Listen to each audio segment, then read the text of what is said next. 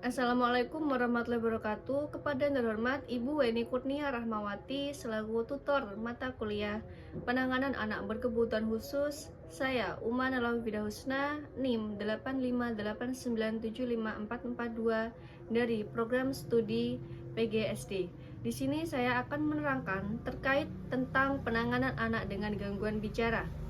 Gangguan bicara merupakan suatu kondisi ketika anak mengalami kesulitan dalam menghasilkan suara, melafalkan bunyi, dan menyusun kata dengan jelas, sehingga komunikasi tidak berjalan secara efektif.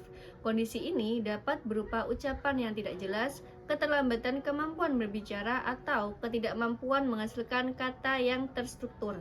Gangguan bicara perlu dikenali sejak dini karena berkaitan dengan proses belajar, interaksi sosial, dan perkembangan emosional anak.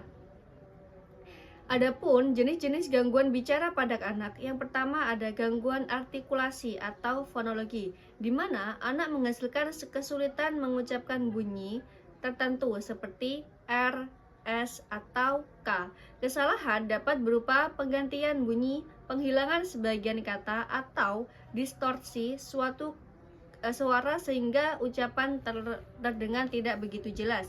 Yang kedua, ada keterlambatan bicara atau speech delay, di mana anak memiliki jumlah kosakata yang terbatas, kesulitan menyusun kalimat, atau tidak mengikuti perkembangan bahasa yang sesuai usianya. Biasanya terlihat pada 2 hingga 3 tahun yang sebelum mampu menyebutkan banyak kata. Yang ketiga ada gagap, di mana anak mengalami pengulangan suara, pemanjangan bunyi, atau jeda panjang saat berbicara. Selain itu, sering muncul ketegangan pada wajah seperti berkedip cepat atau menggerakkan kepala. Yang ketiga, ada apraksia bicara anak, di mana anak mengalami kesulitan merencanakan gerakan otot-otot untuk mulut untuk berbicara. Ucapan sering berubah-ubah, tidak konsisten, dan anak tampak berusaha keras untuk mengeluarkan suara. Yang terakhir ada gangguan suara, di mana suara anak terdengar begitu serak, terlalu lemah, atau terlalu keras. Kondisi ini dapat disebabkan oleh penggunaan suara berlebih, kebiasaan berteriak, atau gangguan pada pita suara. Adapun penyebab gangguan bicara, yang pertama itu ada faktor medis atau biologis, di mana gangguan pendengaran, kelainan pada struktur mulut seperti tong WT atau celah langit-langit, gangguan pada sistem saraf, serta kelahiran prematur dapat mempengaruhi kemampuan bicara anak. Yang kedua ada faktor lingkungan dan stimulasi, di mana kurangnya komunikasi dua arah di rumah, paparan gadget yang berlebih tanpa interaksi, serta minimnya aktivitas membaca atau bermain dapat menghambat perkembangan bicara. Yang ketiga, ada faktor psikologis, di mana anak yang mengalami stres, trauma, atau berada dalam lingkungan penuh tekanan sering mengalami hambatan dalam berbicara karena rasa cemas atau ketidaknyamanannya. Tanda-tanda anak mengalami gangguan bicara, beberapa tanda yang dapat dikenali antara lain, ucapan tidak jelas, kesulitan meniru ucapan, lebih banyak menunjuk daripada berbicara, tidak merespon panggilan, serta tertinggal dari teman sebayanya dalam kemampuan berbahasa.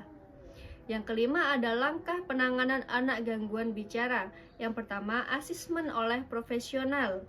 Pemeriksa dilakukan oleh terapis wicara, dokter THT, ahli tumbuh kembang, serta pemeriksa pendengaran. Asesmen membantu menentukan jenis gangguan, tingkat keparahan, serta kebutuhan intervensi. Yang B, ada terapi bicara, meliputi latihan artikulasi bunyi, latihan oromotor untuk memperkuat otot-otot mulut, stimulasi bahasa untuk memperkaya kosakata, serta latihan kelancaran bicara bagi anak yang gagap. Terapi diberikan secara rutin dan berkelanjutan. Yang C, ada stimulasi di rumah, di mana orang tua dapat diajak berkomunikasi dua arah dengan anak, membaca buku cerita setiap hari, mengurangi penggunaan gadget, bermain peran, dan menggunakan teknik modeling untuk memperbaiki ucapan anak secara halus. Yang D, ada peran guru di sekolah. Guru dapat memberikan waktu lebih untuk anak berbicara. D. Peran guru di sekolah. Guru memberikan waktu lebih saat anak berbicara, menggunakan media visual untuk membantu pemahaman, memberikan aktivitas bercerita, serta mencatat perkembangan bahasa anak. Guru juga bekerjasama dengan orang tua ataupun terapis. Yang E. Menciptakan lingkungan pendukung, di mana lingkungan harus bebas dari ejekan, memberikan pujian atau usaha anak berbicara, serta memberikan kesempatan anak mengekspresikan diri tanpa tekanan.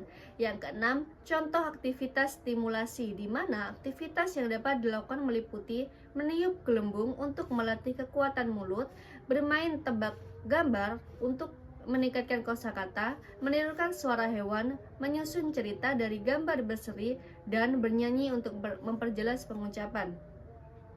Dari materi yang tadi saya sampaikan, bahwa dapat ditarik kesimpulan untuk penanganan anak dengan gangguan bicara memerlukan deteksi dini, di mana intervensi terapi yang tepat serta dukungan dari keluarga dan sekolahannya.